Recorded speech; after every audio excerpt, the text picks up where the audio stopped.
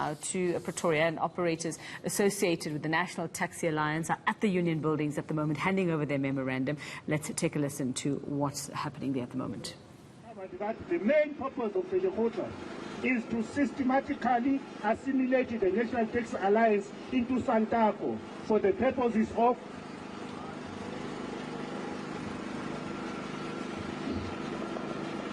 we were also perplexed by the humanly impossible time limit allocated for the completion of some of the positive processes and projects aimed at effecting changes in pursuit of a formalized, regulated and professionalized taxi industry. Those processes would not realize finality in less than 7 to 8 months.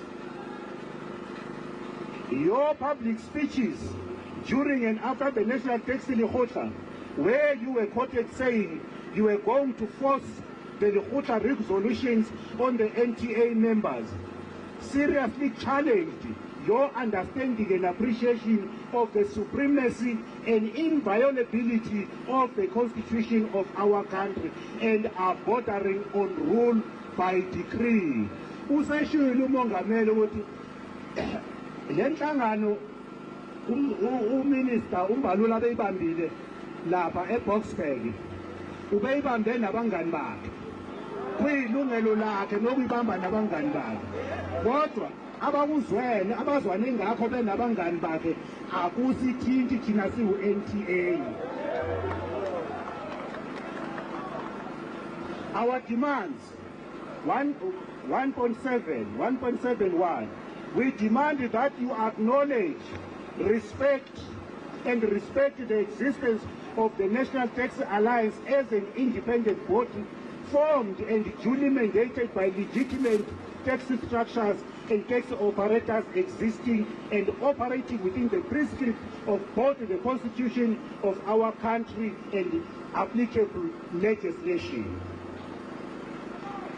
Kunjalo ngithi yiloko nisithume khona 1.72, we demand that you fully recognize the NTA as a critical stakeholder both in the taxi industry and in public transport, and allow it to fully articulate the hopes and aspirations of its members, promote and defend the interests of its members, and to represent its affiliates and members in all spheres of government in its own name. 1.7.3, we demand you respect the freedom and liberties enshrined in the Constitution of our country, and that allow the NTA members to exercise freedom of association and trade. Sithengile neyimoto asiyidwanga thina.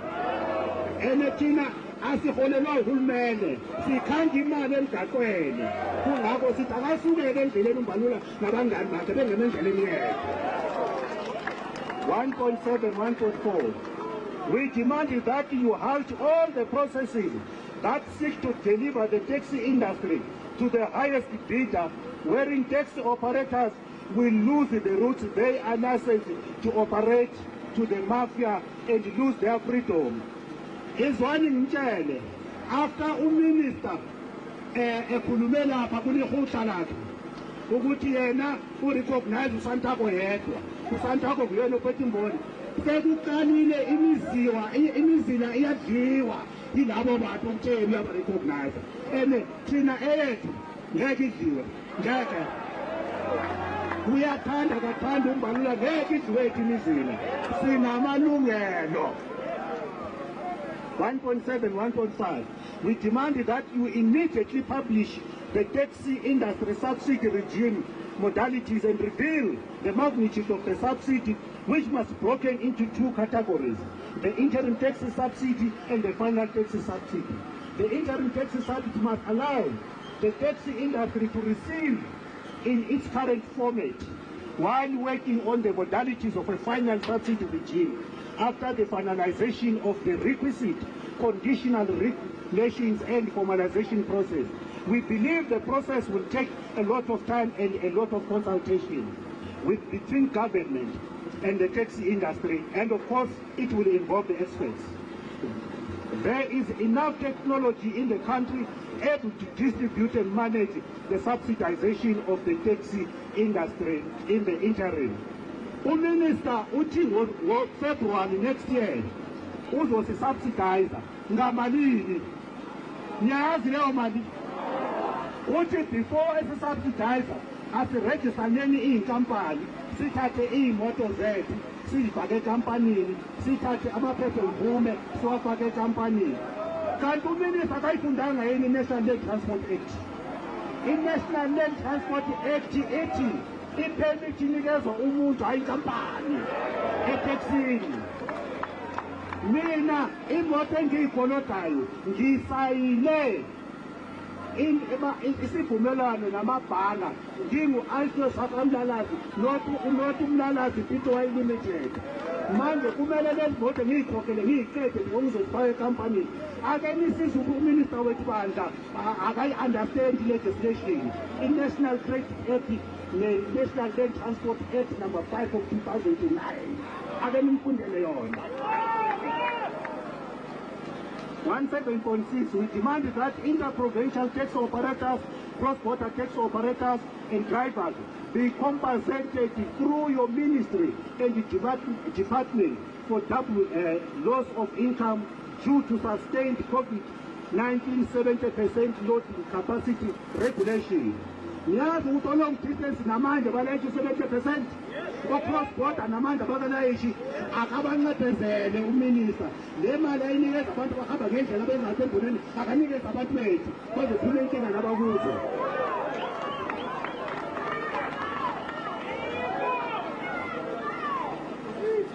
Tax Relief Fund 7.2.1 on the 9th of June 2020 you announced the 1.35 billion rand tax relief fund to assist the taxi industry to mitigate the negative impact of the COVID-19 lockdown to the sector.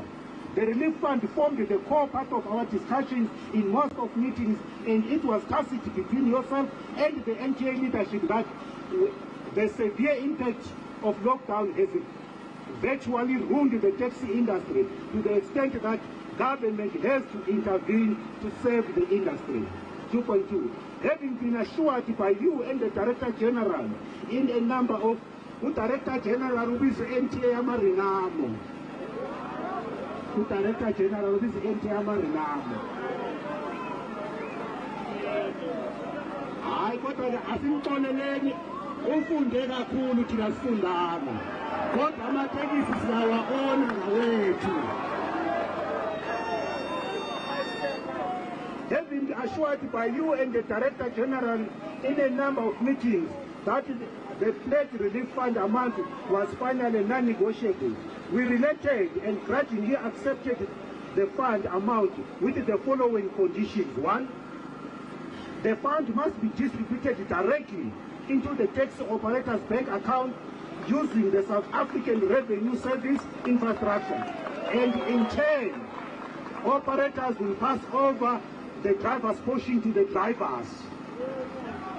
For reasons that all legal taxi operators are registered with SARS, we consider SARS appropriately and sufficiently resourced to pay the relief fund indirectly into bank accounts of the citizens.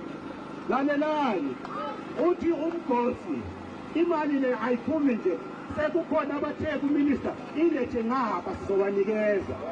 Siyazi ukuthi u-90% waleyo mali ngeke ufike kithi and ngeke sikuvuke. Ningawa liqosha iy'nkukhu, bayohlangana nembila ithutha zoba nomuntu ababhambile. Nayi.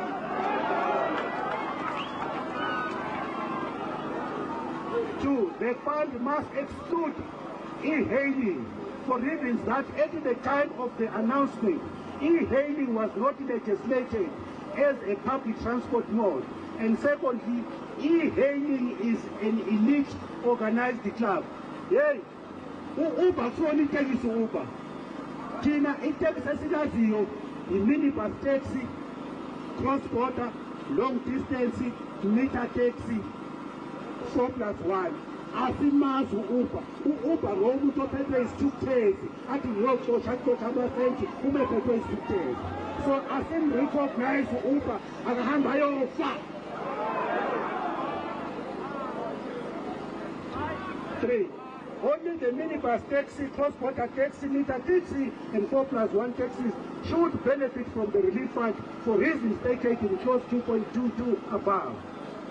The unilateral imposed stringent requirements to qualify for accessing the funds must be relaxed, as it was our belief at the time that the requirements were to be discussed for future implementation of the national tax reform before systematically left us out of the reform.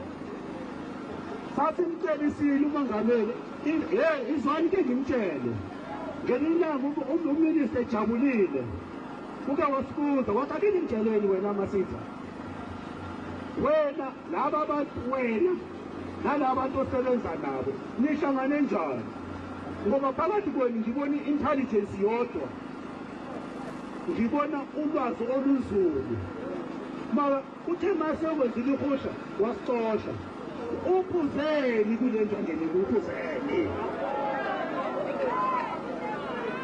Asemphandeni uphuzeni. It is not fair for government to use the plight of the negatively impacted tax operators to blackmail them into registering companies and transfer their taxes and operating licenses to the company register for corporate tax, opposed as authority to the current personal tax, and comply with the Labour Relations Act as a precondition to access the relief fund. But as we call it, what operating license, bakufuna tax clearance. Yawazi lokho. Good. Our demands. 3.1. We demand a written response to the demands outlined below within 14 days of receiving this memorandum. 2. Confirm that the whole-fledged tax relief fund is still available and ready for release. Kumele sitshele ukuthi le mali isasekhona ngempela. Mhlawumbe nje sinilelana ayisekho le mali. Akasiniki isiqiniseko sokuthi ikhona le mali.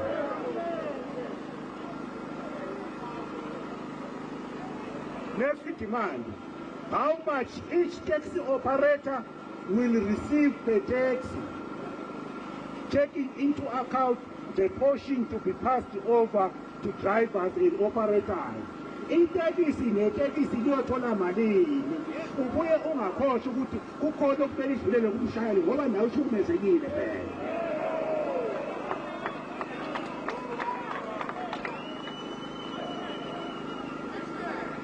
And you must confirm the acceptance that payments will be done through SARS and not through NTA and not through your Santako. And you must indicate when you are making that payment within 14 days.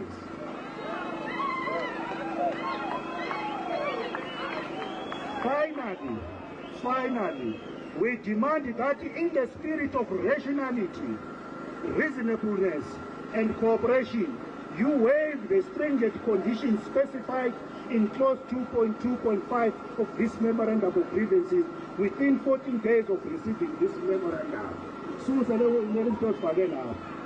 We await your written response to the grievances contained herein within 14 days of signature to this memorandum, to be addressed to the National Tax Alliance Secretariat at the address appearing on the letterhead of this memorandum. This is the memorandum we are delivering. Viva NTA, viva! We are now going to invite our Deputy Minister, Minister Tikeleti Makazi, to come and receive the memorandum. And I have forgotten to acknowledge my best friend, the Chief of Staff, Tateli Sinja. Please come through. President will sign. Not